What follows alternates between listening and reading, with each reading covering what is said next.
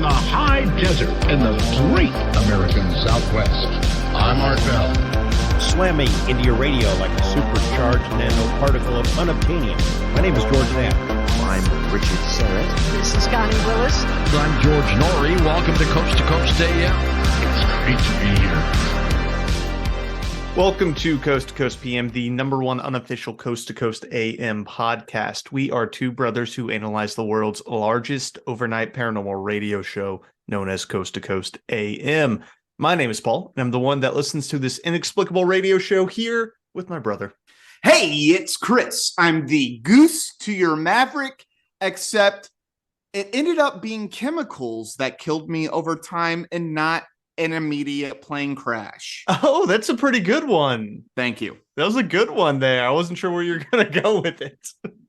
Yes, Chris, today we are going to be discussing the May 14th, 2023 show of Coast to Coast AM, where the one and only Connie Willis interviews chemtrails researcher and activist Dane Wigington. Mr. Wigington. Yes, and he runs the website geoengineeringwatch.org. Okay, Geoengineering Watch, very cool. So this is just about chemtrails, or are we also going to talk about like controlling weather, manipulating weather, stuff like that? This is going to go into controlling weather through the use of chemtrails, as well as HARP and a few other techniques that are currently being used by the elites to change climates and kill us all. So all kinds of climate manipulation, dude. I'm so in. Let's go. Shocking amount of climate manipulation. But before we get to that, let's check in with our good friend Tim Banal at the Coast to Coast AM blog. Tim time! All right, today's article. Early morning Monopoly game sparks scuffle with samurai sword-wielding man in Belgium. That's one heck of a Monopoly game. This feels like a great follow-up to the Hot Pocket shooting, the samurai sword Monopoly game. Yes, totally agree. Getting incredibly angry over something that could potentially be incredibly minor. Very true, very true. All right, so from the article. In a bizarre story out of Belgium, an ill-advised early morning Monopoly game drew the ire of a man who went after the players with a samurai sword. The very strange incident reportedly occurred this past Sunday when a group of 4 individuals inexplicably decided to play the popular board game at around 5 o'clock in the morning on a sidewalk in the city of Brussels. You know, Tim is totally right about this one, Paul. Incredibly inexplicable to start a Monopoly game at 5 a.m. in the morning, dude. No one's ever done it in the history of the planet. These people may be the very first. Not only are they starting at 5 a.m., they're also doing it on a sidewalk in a city. Yeah. What is wrong with these people? They had to be high. A little sidewalk Monopoly, dude. Didn't you grow up doing that? That feels like a coked up idea. Like they were on some kind of speed. Like the banker, it would be terrible. I mean, the wind would blow, the money would go all over the place. This is insanity. I knew a guy in college that would do this with Settlers of Catan. Like it would be like 3 a.m. after a party and he would want to play Settlers of Catan. Just wanted to settle, huh? He just loved settling so much. The impromptu gathering understandably annoyed nearby residents, and a pair of particularly irritated neighbors took it upon themselves to put a stop to the shenanigans, which ultimately led to one man being hospitalized in life-threatening condition. Oh my lord, did he get sliced with the samurai sword? Let's find out. The weird showdown began when a man exited his home brandishing a stick and began arguing with the group. I'm just going to say, you don't bring a stick to a samurai fight. I mean, I just think it's funny that the guy was like angry and just runs out with a stick. That would not be the first thing that I think to do. Not a stick, no. But again, I'm not European, so it's hard to say. That's true. I mean, I just feel like yelling out the window, like, shut up is plenty. Yeah. Shut your mouth! We're trying to sleep here! As tempers flared, he was soon joined by his equally ornery son, who was armed with a samurai sword. Yeah, dude. Son coming in clutch, dude. Son coming in clutch with the samurai sword. Very cool. I want to know how old this kid is. Dude, he's probably like 16. He went to the Arkansas mall that we grew up going to. He went to the guy that right at the entrance of the mall had all sorts of knives and swords and battle axes. And the ninja stars. And the ninja stars. And that's where he purchased this samurai sword and brought it back to Europe with him. Now, I know nothing about this kid, but I can guarantee he watches a lot of anime. Mostly anime. Almost exclusively anime. And then what's the porno version of it? Hentai. Hentai, thank you. Yeah. Probably a lot of that too. It's just, I have friends who have samurai swords and they all are really into anime. I feel like that's a really fair call to make. So fair, dude. So fair. You don't have a samurai sword unless you have some kind of Japanese fetish. Yeah.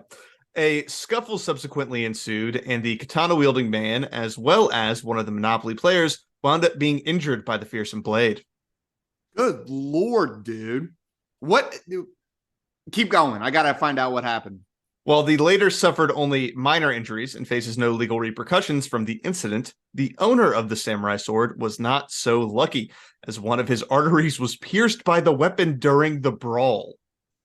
Wait, the guy whose samurai sword it was is the one who got most injured? Yeah, that's a plot twist. That's a plot twist that I didn't see happening. I guarantee you he freaking sliced himself when he was trying to put it back into its sheath. Oh my, and it not only hurt himself, but he sliced an artery. Like, that's bad. That's bad. That's a deep cut. I have a feeling that he didn't actually have any samurai sword training. No. I don't think he knew how to use that. Other than like waving it in his room, like about his head. No, he had no training with a sword. You really should have a license to own a samurai sword. I just don't want people walking on the street with that. Unless you're the guy who goes hiking with a samurai sword so he can sever ghosts that attach himself. That's right. Oh my God. Remember that what guy? A callback. What a callback. No, you use a sword. You gotta use a sword, baby. Or you take a spoon and you rub it down your neck. Keep the ghosts away. He is currently said to be in critical condition, and should he survive the ordeal, will be heading directly to jail for his role in the fight. Wow, dude. What an absolute fascinating story. A Monopoly fight potentially turned deadly. That gets a gold star and goes on the kitchen fridge. That story does. That's an excellent one. If that dude cuts his artery a little bit worse, he's dead. He's dead because he ran out to yell at people playing Monopoly with a sword. And it wasn't even one of the Monopoly players that gets hurt. It's the person who brought out the sword. Instant karma. Incredible, dude. Don't go to Europe. Things get wacky in Europe. Oh, goodness. Well, that was our Tim time today. Now for some housekeeping. If you want to support the show, we have a Patreon. You'll get access to patrons only episodes. So check out the link in the show notes. You can sign up for as little as $2 to support the show. This past week, we did a special Naps News Corner, which is one of George Knapp's favorite news articles from the week that we read through. If you want to send us your positive vibes, c2cpmpod@gmail.com is where you can contact me. If you want to contact Chris, you can go on a Reddit on our subreddits. I think is what it's called, Coast to Coast PM. And last thing, drop us 5 stars on Spotify and Apple, and leave a comment on Apple if you can. We love reading those comments, so please drop more. I think we're still at 4.6, and I want to be at least 4.7. 4.7, or we don't go to heaven. That's what they say. So please support us. That's the easiest way to help us out, man. Algorithm us. We need the 5 stars. That's all my shilling, I think, for today, Chris. So let's get to the episode. Let's do it. All right. May 14, 2023. Connie Willis interview about chemtrails with Dane Wigington. Now, if you're unfamiliar with chemtrails, it's basically the idea that, you know, like contrails, Chris, those like lines in the sky that planes leave, the little white lines. Yeah, the plane clouds. The little plane cloud lines. Yeah. Yeah. Everyone sees them. The idea is that those aren't actually like condensation from planes flying really high in the air. It's chemicals being seeded into the air by the government. It's actually deadly chemicals. So Dane, I think, has a really strong start here. So I want to give him a shout out for that. Let's see how he enters the show. Well, Paul, hold up 1 second. I just want to give a quick Connie Willis shout out, dude. Haven't heard her in a bit. When was the last time we even did Connie? Was it it was like something like the Shadow People or Hat Man or one of those? It was something weird like that. I don't recall exactly what it was, but Yeah. I think we've only done like a Connie episode. I think we've only done one Connie episode, so I'm glad we're getting a second one in here. Yeah, so we'll get this one in. Dane starts the show. Let's see how he kicks it off. So he's the lead researcher, administrator of the website geoengineeringwatch.org. Check that out. Look at all the information there. Amazing stuff. Dane has a background in solar energy, former employee of Bechtel Power Corporation, licensed contractor in California and Arizona, devoted the last 20 years of his life to constant research on the issue of covert global climate engineering operations and the effort to expose and halt them. He's been all over the place talking about it, and I am very happy to bring him on and have him on here with me tonight. Welcome, Dane. It's very nice to meet you. Pleasure, Connie. My deepest gratitude to you and Coast to Coast for the constant effort to expose what most of the public, in this case, in regard to the climate engineering operations, they don't know this is going on. And if we quantify this, what's going on in our skies should mathematically and statistically be considered the greatest and most immediate threat we collectively face short of nuclear cataclysm, because we cannot hide from the toxic elements they're spraying. Dang, dude. Chemtrails is the second most important thing on this planet right now. Apart from a nuclear apocalypse. And nobody's talking about it. No one's talking about it, except him. Right. And his website. Thank God we got somebody talking about it with Connie Willis on Coast to Coast AM, dude. And we about to listen to it. Dude, that was the most extreme intro where he's like, this is on par with the nuclear apocalypse. Yeah. I'm about to blow your minds, and we are almost living through an apocalyptic situation right now. Yes, we are. And here's the other thing, Chris, is that you can't deny this is not occurring. The evidence is overwhelming. It's all around us. And shortly after I occupied the home and was utilizing my renewable energy system, I was losing massive amounts of my solar power uptake, like 70-80% on some days, strictly from what the aircraft were emitting in our skies. No natural cloud cover at all. And that's not a loss of 70-80% of total light. That's simply a blocking of direct sunlight, which renders solar panels useless. So I knew clearly that wasn't just condensation, began to test my precipitation. I looked for climate engineering elements, found them, continued to test. The elements continue to go higher and higher. And at this point, we have so much data on this issue, including film footage of these aircraft up close, taken at altitude, nozzles visible, turning on and off. We have mountains of data. There is no rational denial that climate engineering operations are going on all over the globe. Governments are not going to tell us because of the massive incalculable liability that would be created. Every single weather event at this point is a potential liability to them, in addition to the planetary contamination. Dude, he's just going to hit us with a lot of stuff every single time, huh? Oh, it's so rapid fire with this guy. I don't think he's okay, to be honest. Like, I think he needs to go, like, touch the grass a little bit. So I got a couple of things here, Paul, because this really is the first clip. He sounds like he is kind of professionally educated. I don't know how professionally educated he actually is. He worked for an energy company and he's a contractor. Right. And it sounds like doing solar panel stuff. So he has solar panels at his house. Okay. I don't know exactly how much solar work he was doing. Well, Connie mentioned the solar work explicitly at the beginning, so I assumed that it was somewhat of an important part of his resume, but maybe not. I don't know. But I mean, so he does sound like he does have, at least we'll say, some technical knowledge. Yeah, I would definitely agree with that. I don't know. It's more the official education I'm unsure of. Right. But he does seem to work in this field, yes. Yeah.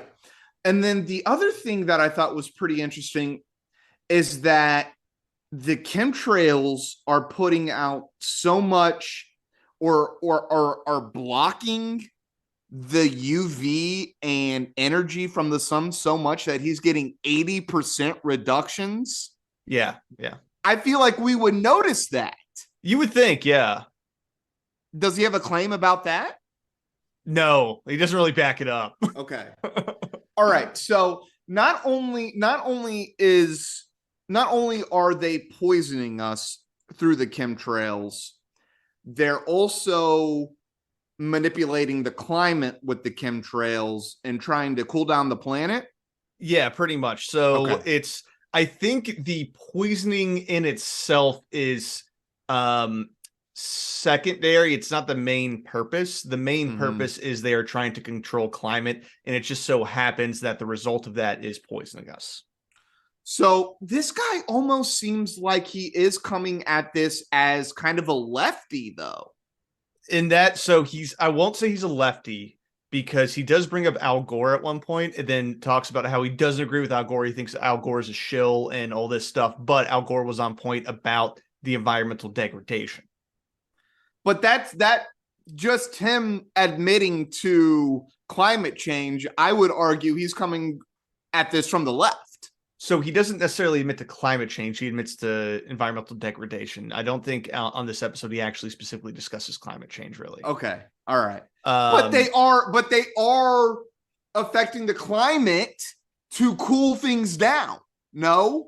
They are, yeah. That would mean that things are getting hotter.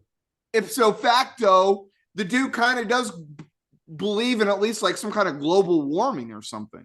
Yeah, and I'm very uncertain about his politics, to be honest, but there are a lot of conservatives who do say the earth is warming, but won't say it's because of human burning of fossil fuels, right? It's all about that. It's a natural cycle. It's that sweet baby sun, dude.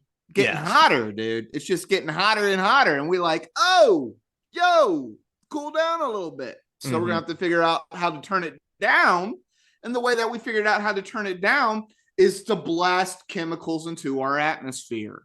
Yeah, pretty much. It's essentially Snowpiercer. If you've watched Snowpiercer, the reason why they are on a train and the whole world has frozen is because global warming was occurring. So the government seeded the chemical to try and cool Earth down, but they caused a giant ice age instead. So that's what's happening right now. Yeah, but it's not as severe as an ice age. You're just poisoning our lungs. Chris, here's the thing.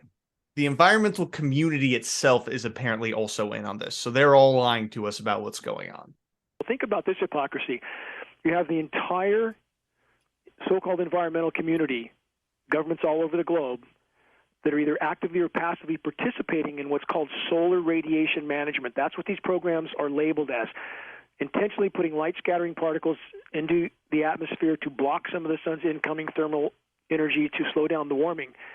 So the same governments that are participating in all this, including our own, are intentionally blocking out direct sunlight, are also pushing solar power.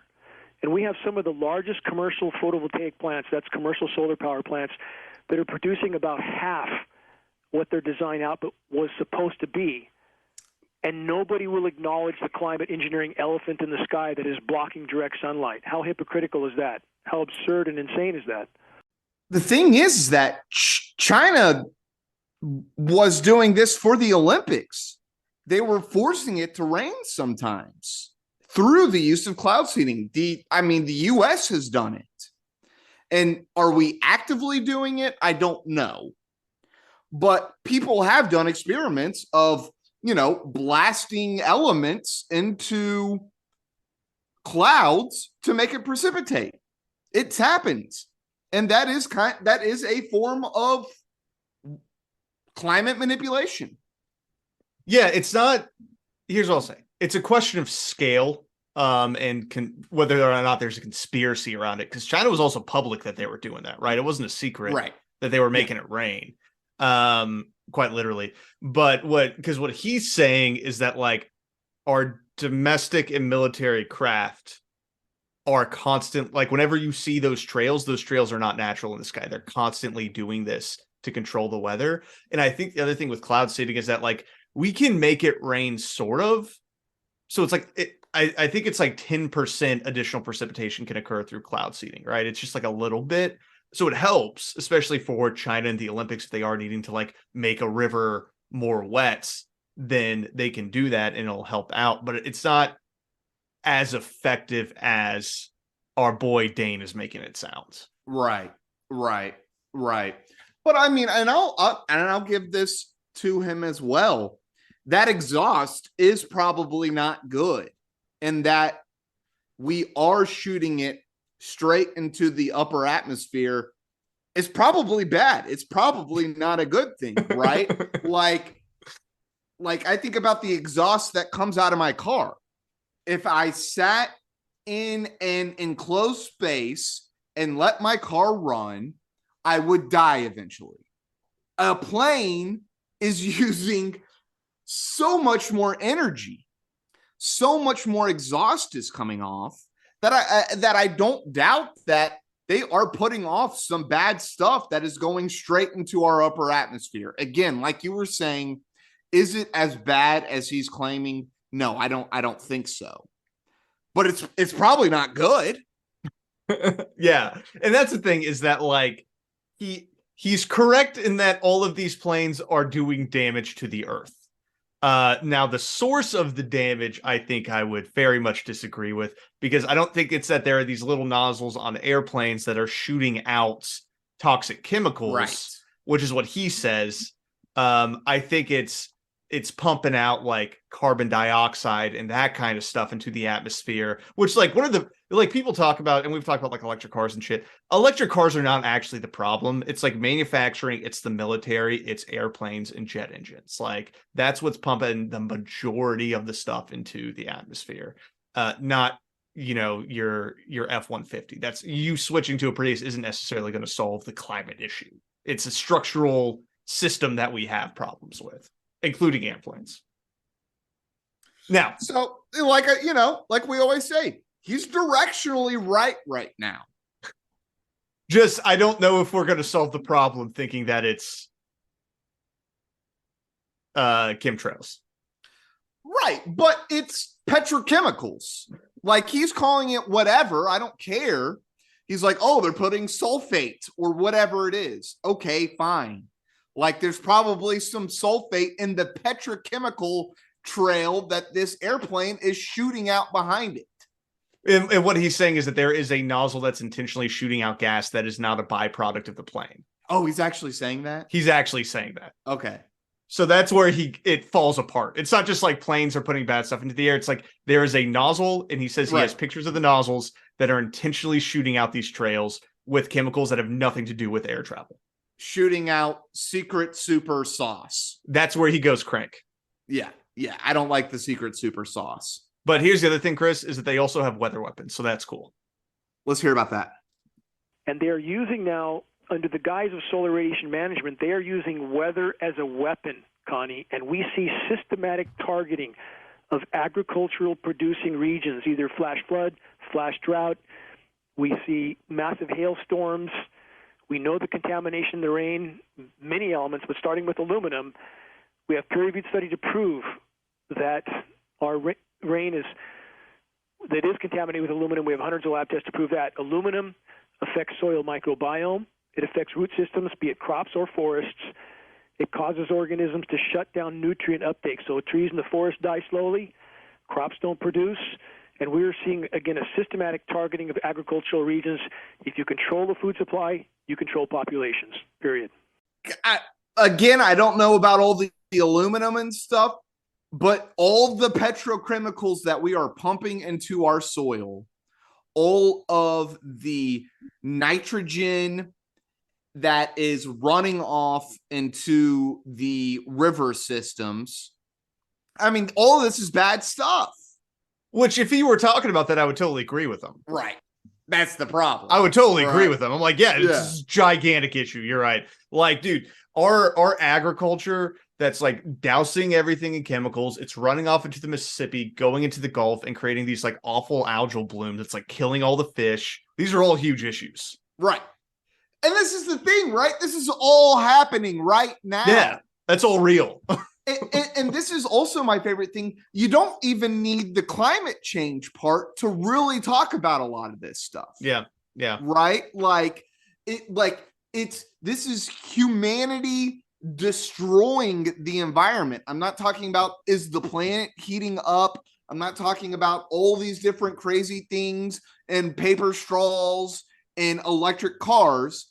I'm just talking about the way we grow our food is destroying the environment, and the downstream effects that these things have that affect people like hunters, people like fishermen, who are losing their access to these environments because of these petrochemicals that are affecting the whole entire planet at this point. And to Dane's credit, he does seem to he does recognize the environmental degradation that has been done by human civilization, but he follows it up with the biggest issue facing the environment, though, is this geoengineering. So like the degradation is very important and should be addressed, but we have to address the chemtrails and geoengineering first. Right. Seems to be what he's saying. Right. Because it's like a nuclear apocalypse.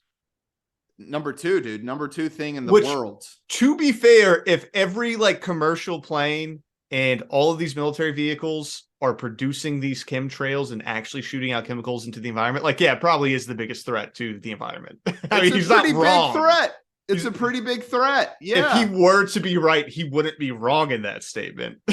But here's the thing. All the petrochemicals and all the chemicals and all the microplastics and all that stuff, like, that's real. That's actually happening. I have like 1 pound of plastic in my body right now. Yeah. Just floating around. That's actually happening right now. But you know what else can happen, Chris? What? They can shut off all water to the West Coast if they want to, because they have that kind of control. Oh, of course they do. And that's forest thinning. We are losing forest. Primary reason is because we have contaminated rain. We have climate engineering, the single biggest factor. Again, I'm not ignoring the other factors, but it's the single biggest factor disrupting rainfall. They can shut the precipitation off the regions as long as they want. Whatever the agenda and the objective, we know they've done that to the West Coast before this year because we can see it on satellite imagery. So we have forests that go 6 to 9 months without water now instead of 3, again, excluding this year, which they let us have some rain this year. And we have contaminated rain. We have geoengineering is destroying the ozone layer, single biggest factor. When people are told that it's their hairspray can destroying the ozone layer. Oh, yeah. Oh, it's geoengineering. Ridiculous. That is the biggest cause destroying the ozone layer. Right. So, again, some of this is just like he's putting more of an emphasis on this cabal of secrecy than just the way that humanity works. Like the West Coast is getting less water because there wasn't all that much water to begin with. Yeah, because I mean, half of California is a desert. Right. So, and then same thing with Nevada, same thing with New Mexico, same thing with Yeah. Arizona. And we've put millions of people into these states who all need gallons of water a day. Like, we are stealing all the water from where it needs to be and putting it into our cities where a lot of it does get wasted. well, and the funny thing too is that California's actually been getting a lot of rain. So what he says is, oh, well, they shut off the water, but they let us have some. So it's like, no matter what happens in California, it proves his point. Right. Which leads me to believe it's bullshit. Right. Because then if it's a drought again next year, then it's like, oh, they shut it back off. If it's raining again next year, oh, they're just letting us have a little more water. But here's the thing. Governments and corporations do own the water supply. Yeah, that's true. Like, yeah, the state water project in California, like the government has built a gigantic man-made river from Northern California to Southern California because they put a bunch of people in the desert, which is LA. Like, LA should not have a city, but it does. So they steal everyone else's water. Right. But but like I said, at the end of the day, you could go down to the river, but let's just say something happens. Yeah, you could get your water shut off. Well, and the other funny thing too that he mentions is the ozone and how it wasn't the chemicals we were putting in hairspray that was causing the ozone to deplete. That's just wrong. Like, the ozone was being depleted. There were CFCs and all of this stuff that we were doing. And then when we cut out CFCs, the ozone started healing, and the ozone has been healing itself, and it's getting better. So it's like proof. That's one of the things that the environmental community has done that's been very effective, is they banned these harmful chemicals that were in a ton of products. And once we banned it, the ozone started healing. Like that's effective. It's working. I think his point there, and you're right, he's going more extreme, but I think he does have a point in that, like, this corporations put the adherence to the environment on the individuals and not on the corporations and the government and stuff like that, right? It's like, well, you have to start driving an electric car. Well, you have to start changing your hairspray. Well, you have to change the way you eat. You have to change, you know what I mean? Instead of the folks who are actually doing the vast majority of the pollution, the things that are actually destroying the environment, don't have to do anything, right? What was actually causing the ozone depletion was the refrigerants we were using in these giant manufacturing wide scales, right? And yes, the hairspray had a little percentage of it, but the vast majority of the chemicals were coming from these huge refrigeration centers, these refrigeration train cars, all these ways that we used to do refrigeration was really what was causing the vast majority of the damage. But it was my hairspray that had to change. And again, it was good that we changed the hairspray, but that's what we focused on instead of the mega huge corporations that were really doing the majority of the pain.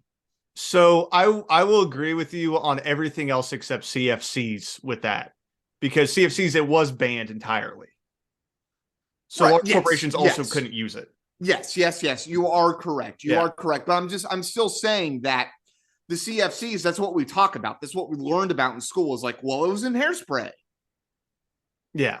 But now you don't get to use that hairspray that you like. When it comes to the rest of, protecting the environment as well, it's like a lot of vote with your fork. You know what I mean? Like, it's the individual consumer who needs to make these adjustments. Buy an electric car that costs $50,000, and not maybe, the military should stop burning billions of tons of fossil fuels every single minute. You know what I mean? It's the classic. You're just not voting hard enough. Yeah. That's what the problem is. Yeah. Well, the other problem too is, Chris, is that they're coating the forests in chemicals, and that's why we have wildfires. So that's not helping either. I've seen some of these fires, and just empathically, they are just so vicious. And when you see one, it makes you cry. They're just out of control, and they're just. I understand totally what you're saying. All this stuff up in the air, and then it has to go down to the ground as well. And so a lot of that burning is from that on the ground. That's synthetic. That's made up. That's a chemistry, right? That is just burning. Is that correct? You're exactly right. Thank you for bringing up that point, Connie. You're exactly right. In addition to everything I've already stated, drying out the forests, we have the UV, the toxins, killing soil microbiome and roots. We have exactly what you just stated. These elements are an incendiary dust. Aluminum is used in thermite. That's a demolition material. And this incendiary dust is coating forest foliage and the forest floor. And that absolutely contributes to the ferocity of the fires. Dude, he just keeps on getting it wrong. His problem is right. We do have a problem with forest fires. Yeah. His solution, what he is seeing is causing the problem, is off. We do have a problem with forest fires. We do not manage our forests correctly. And it is typically politics that cause us not to manage our forests correctly. Mm-hmm. And that is why we are having these giant fires. Now, arson is somewhat the case, right? Going back to our petrochemicals. But this like aluminum is coating the forest is a silly way to like look at the problem that we're having. And the other thing too, like when we think about like his particular brand of lore on this, right? Because we're a lore podcast. It's really what we're all about in the end. I think that's really the lore. That's really the theme of this podcast. I don't get the point of all this. And Connie actually tries to ask him a couple times, and he can't seem to give a good answer because the seeding of chemicals in the sky. Okay, if we're going to say that the Earth is warming, we can say it's natural or man-made. Either way, it's getting hotter, and they want to cool it down. Okay, that would make sense. Why are they burning the forests? Why are they intentionally having gigantic forest fires? I don't understand that. What is that doing? That's doing the opposite of what you are intended. You're literally putting millions, if not billions of tons of carbon into the atmosphere. Which is going to heat it up. And then also, guess what? All these assholes live in DC, and right now DC's full of smoke from the forest fires in Canada. So they're all breathing in smoke. It's smoky where I am, dude. I can't even see the mountains anymore because of how much smoke is here. Like, I don't understand. But the true billionaires have their bunkers in New Zealand, so they're not actually affected. The ponds are affected, like the rooks and the knights are affected. But king and queen, dude, they hanging out in New Zealand in a mountain bunker. Are they there right now, though? Possibly. I don't know where they are, dude. They may be on a yacht. Who knows? That's true. They're probably on a yacht. Ultra super yacht that can like withstand a nuclear blast. Yeah. It's just it doesn't track, right? Like we're trying to cool it down, but we're burning the forests. I'm like, you got to pick a lane here, brother. I'm developing that this man may be an intellectual narcissist like our flat earthers. It's possible. It's quite possible. But here's the thing is that he really starts breaking Connie's head. Like here's Connie having a hard time grappling with these new revelations she's hearing. And I'm saying it is that bad. And for those to think that those who run the military are here for their benefit, I know we have honorable military men and women that think that they're serving some benevolent force that couldn't be further from the truth. Who's running the U.S. military? Who are they at the top? They are those who print the money, those who run the central bankers. They control the military, thus they control the country. And anybody who thinks otherwise is simply not familiar with the facts. I'm still just dumbfounded from the things that I've seen. I've heard people talk about chemtrails a lot and exactly what you've been talking about. And I just, okay. But this is the first time I've had to really delve into it. And the amount of information you have found yourself and brought to attention on your website and the doc that I've seen, that's just only a itty bitty bit that I've seen of what you have. Connie's convinced. She's so convinced. Completely convinced. Yeah. And all she did was watch an hour of his documentary, and it just sold her. This is good stuff, dude. Like I said, he's directionally right? He keeps on bringing up all these things that we can see with our own eyes. Yeah. Right?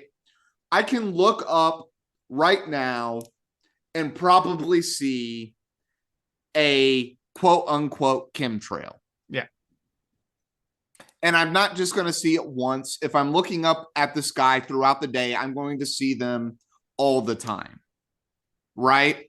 I see these wildfires that are huge. And the news is always like, this is the biggest wildfire of a decade, of a century, of whatever long, right? The biggest in the West Coast, the biggest in Canada. Okay.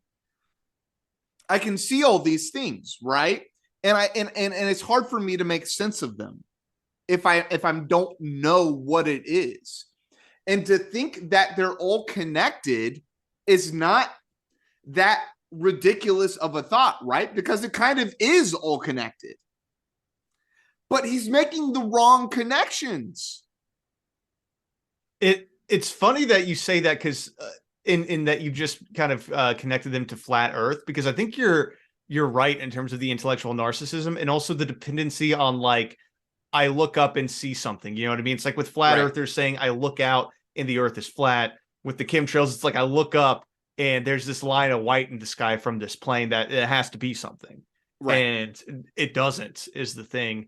And to the intellectual narcissism point, I watched the first little bit of his documentary in preparation for the show, and he starts it off with like a GIF of how a jet engine works, and then just like says, you can't make water out of this. And then he has just a video clip of a plane with a contrail behind it, and then says like, end of discussion. Like, this is clear evidence. There's no way that you can refute this. I'm like, but you can, because jets do make condensation. There's impurities and there's moisture in the air, and it freezes and it makes that trail.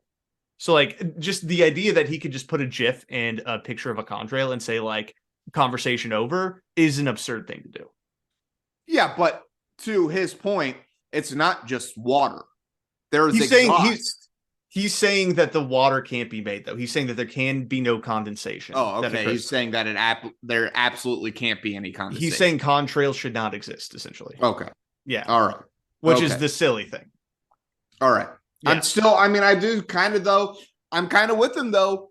We are just kind of blasting chemicals into the deep atmosphere. And I think about all these millionaires and billionaires with their own little private planes, when it's just them or two people on them. How many chemicals are those bastards putting into the atmosphere?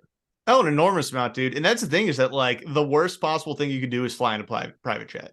Like that's like a year of me driving my car at least. Right. Exactly. Gnarly. Just to go from like San Francisco to LA real fast, you know? Right. Now, here's the thing. I was saying it's condensation, Chris, but that's just because I'm a normie, and he doesn't like normies. The whole condensation trail narrative, massive deception. Not only do we have film footage of them turning on and off, we know that all military tankers, all commercial aircraft have what's called a high bypass turbofan jet engine. It's a jet-powered fan. 90% of the air that moves through the engine is not combusted. By design, that engine is nearly incapable of producing any condensation trail except under very rare circumstances. So again, the whole condensation trail narrative is an absolute blatant glaring line. People should be able to figure this out. You wouldn't have grid patterns one day and nothing the next if this was condensation. You're really into this whole condensation thing, dude. I'm already over it. You're already over the condensation? I don't give a crap about the condensation. You love going down these. The entire crux of his argument hinges on the fact that condensation is not possible and that contrails would not exist without intentional spraying. We've already discussed that this guy is an intellectual narcissist. I'm over. Like, let's do something else now. I want to get back to the weather weapons. All right, let's get to HARP. We'll get to HARP. And since this is not a visual podcast, I was flipping Chris off. Let's go to HARP. How does HARP fit into all this? Great question. Very, very important part of this equation. So right now, we're having record high temperatures on the West Coast. Not sure you saw that, but this is record-shattering temperatures under what's called the high-pressure heat dome. And we have the so-called meteorological community pretending this is just nature when it's not. We know with HARP that it is a weapon of mass destruction. It is an ionosphere heater. It's not speculation. Your listeners can look up ionosphere heater and see what they do. That's what HARP is. So when HARP is pointed at a certain part of the atmosphere and beams 3.5 million watts of power into it, it causes in the ionosphere, it causes an electrical chain reaction, which heats it to immensely high temperatures that bulges the atmosphere up and down. The downward push of the atmosphere is a high-pressure heat dome. So why would they do that? By controlling the atmospheric pressure zones, they control the upper-level wind currents, which then controls where the moisture goes. So, Connie, think of the front of a car. You've seen the front of a car where the fan belt goes clockwise around some pulleys, counterclockwise around other pulleys, very complex. That's what they're doing with the jet stream. They're literally manipulating it. Playing God. With the weather, yes. You're totally right, though. I'm not understanding, why are they doing this stuff? I have no idea. I can't figure it out. I listened to 2 hours of this guy. I couldn't figure it out. Is it just because they can? I don't like. He seems to act like there is some sort of intent or some master plan, but he doesn't really go into what it is. And then he also talks about how they're going to like essentially try and kill all of us when we find out about it. But I'm like, but why are we doing it? Like, this is so much effort. Right. A lot of effort. Like, I kind of get why you would want to have a super crazy heat ray. That would be helpful against enemies.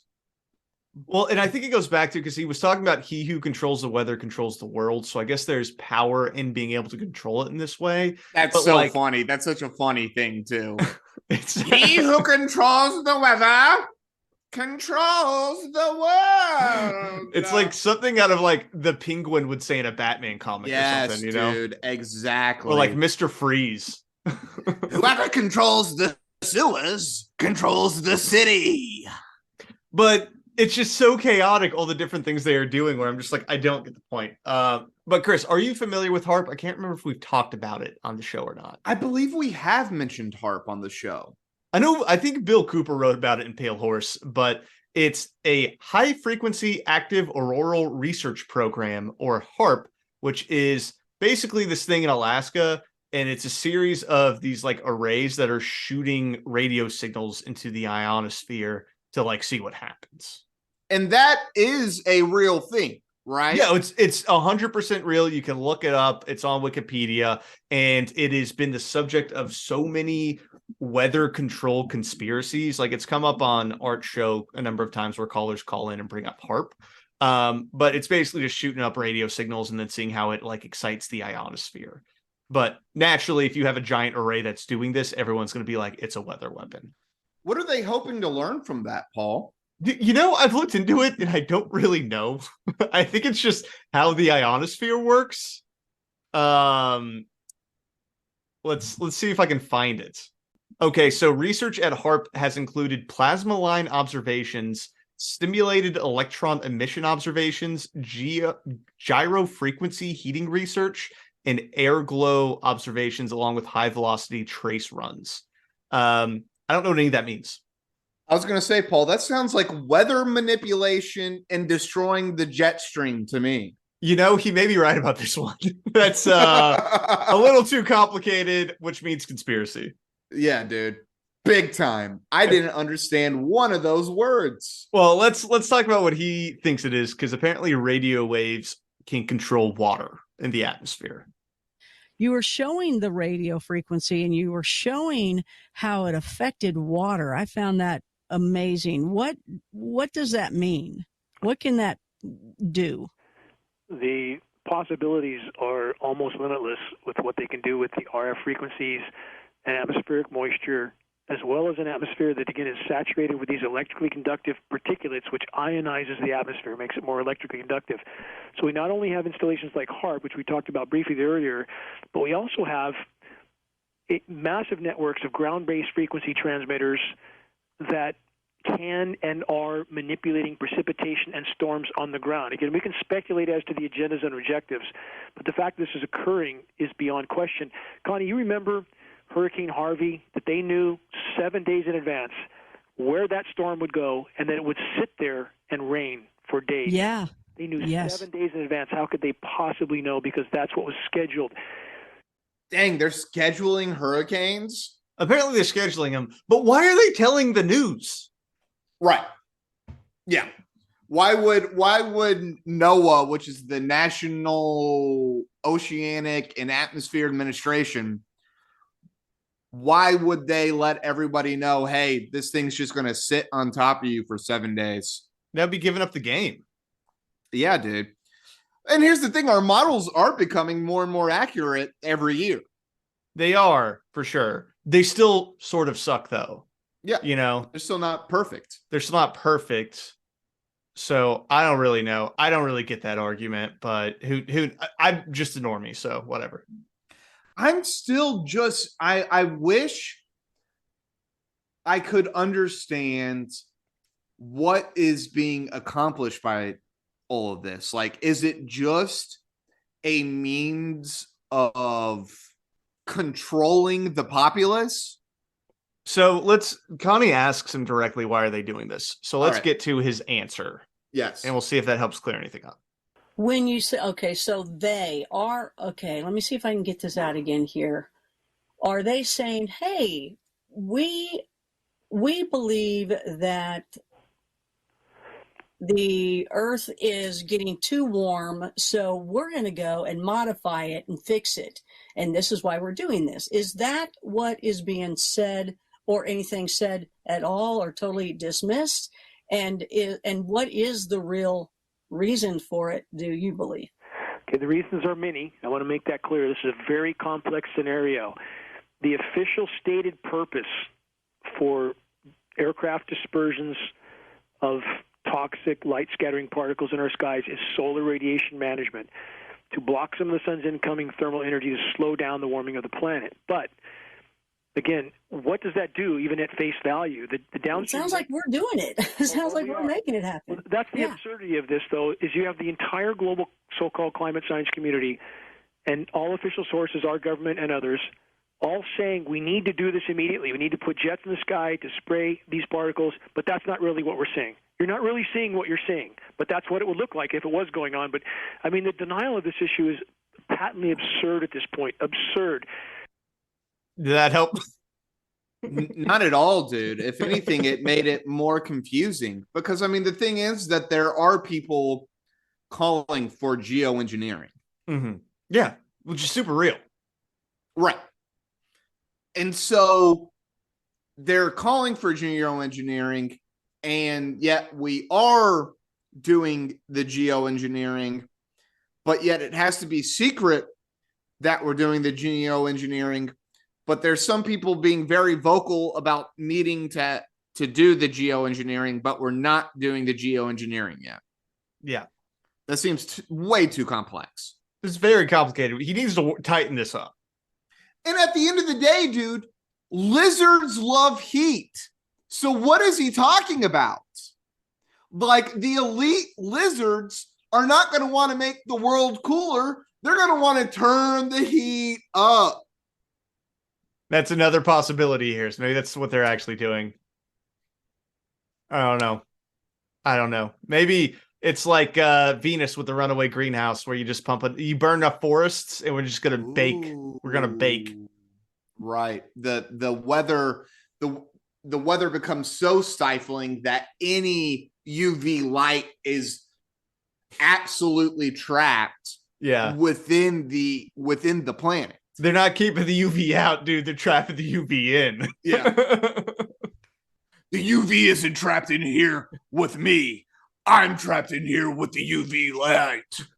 So we got a caller, Chris. It's a lady from Louisiana who's apparently getting doused in these chemicals. For real, though, dude. In Louisiana, she's surrounded by petrochemicals.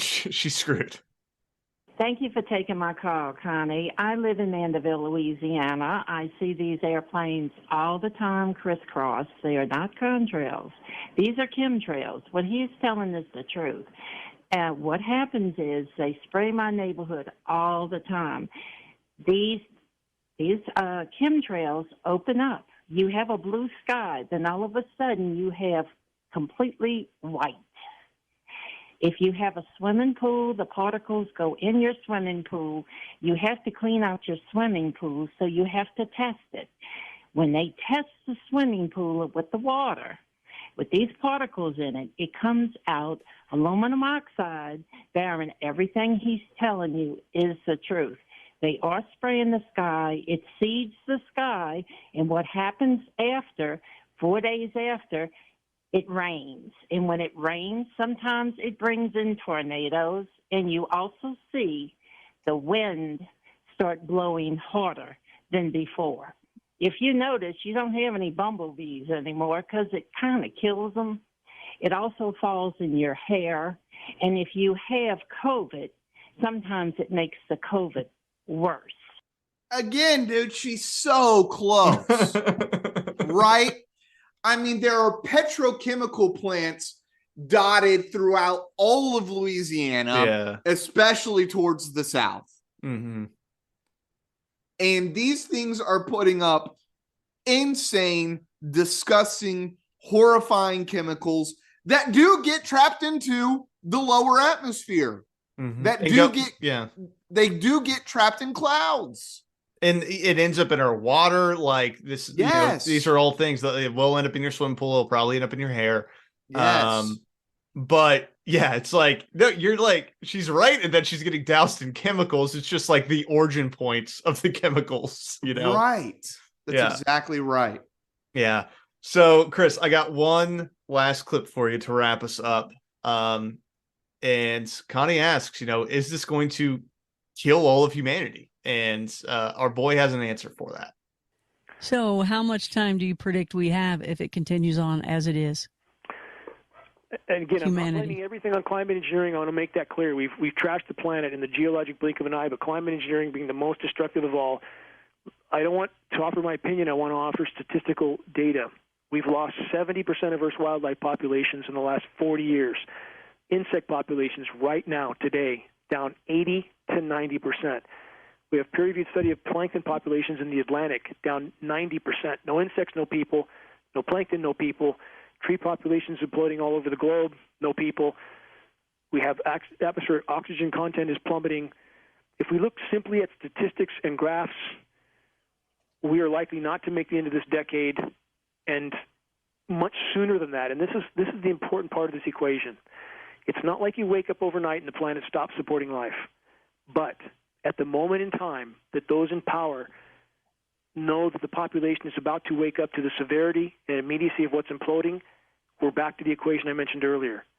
Will they then, before that population can take to the streets with their pitchforks and torches and look for everyone responsible, will they put something much more lethal in this mix and level the playing field? And I would argue that's our most immediate threat. That's the whole juice. That's the whole juice for them, is that they're manipulating the environment right now, and they have the ability to like poison us and do population control. Yeah. So if we get ornery about it, we're all going to die. Right. Exactly. So I think that's the light at the end of the tunnel.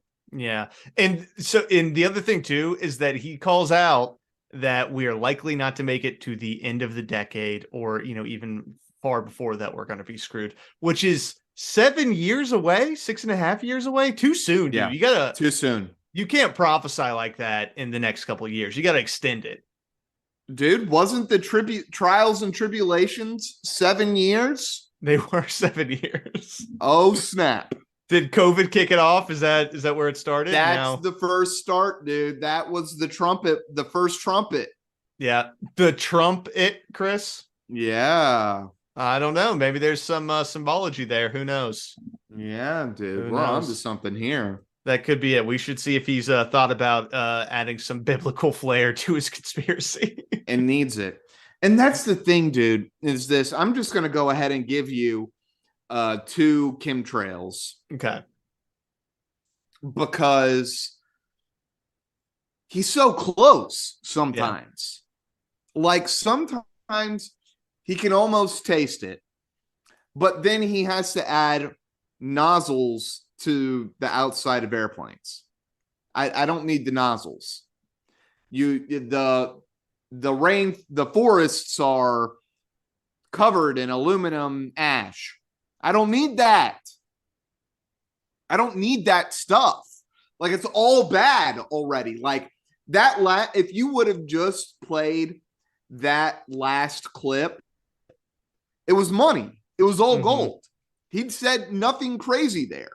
I mean, I guess that the whole world dies in 7 years is a little crazy. But other than that, it was all pretty good. Yeah, we are having a real global issue with the collapse of our biological environments. We are seeing species degradation. We are seeing insect degradation. We're seeing pollinator degradation, which we need for our agriculture. To grow our food, we need things to pollinate them. And so, again, he's not wrong about that stuff. We're doing mining. We're drawing all this water from aquifers. We've drawn so much water from aquifers. We've actually affected the spinning of the planet. These are all things that our humanity is doing. We don't need the extra step. It's happening right now. Yeah, and I'm also going to give him 2 out of 5, but for different reasons. I think he does a good job making it sound good, which I appreciated, because there's some people that come on and they have completely quack ideas, and the way they present it is also completely absurd. He comes in hot and heavy, dude, full on crank mode for sure. You know what I mean? Like it just starts like spouting fancy science stuff to make it sound good, which I appreciated, honestly, because I'm like, he's putting in the effort. So I'm going to give him a 2. But what he's ultimately diagnosing our issue as is nonsense, which is that all of our planes have nozzles in them that are shooting out chemicals that are being stored on air. Like every plane, every Southwest is in on this, apparently. Delta's in on this. All the people associated with them are in on it. Like, this would be Spirit's in on it, dude. Spirit's the one that's not in. no one brought Spirit invited. Yeah, no one invited Spirit. This would be get those guys out of here. This would be so vast of a conspiracy, so hard to contain. It's the same thing with like the UAPs. Whenever we talk about them, it's like, no, it's being compartmentalized, right? This would not be able to be compartmentalized. This would be an enormous amount of people who have to be involved for this to occur. And again, to what end? The elite. Why? The elite can run away from problems. They can create bunkers and safe havens off wherever they want, wherever the safest place is going to be on the planet, which most of them have chosen New Zealand. That was a very good choice. Smart move. But I don't get it. Like, why do this? Yeah, he didn't ground it. But if you want a Stop Chemtrails t-shirt, you can buy him on his website. I might have to get one of those. Well, and if you send him a picture of you wearing it, he'll post it. So there's just a giant thread of people on the website, like at a gas station wearing a chemtrail shirt, or like at the store wearing a chemtrail shirt. It's pretty funny. So I would check that out. I would try to make sure that I would take a picture so that you could see the chemtrails in the sky. That's a great way of doing it. There are a couple people who you can also buy flyers from him, like Stop Chemtrails flyers. So it's people like at an event with their flyers, like flyering for them, which is pretty great. So, buy his flyers, pass them out. People need to know the truth. That'll be the show, though, Chris. We'll be back next Thursday with more. Hope everyone enjoyed the chemtrails. Support us on Patreon. Link will be in the show notes. And see you next week. All conspiracy, all the time. Later.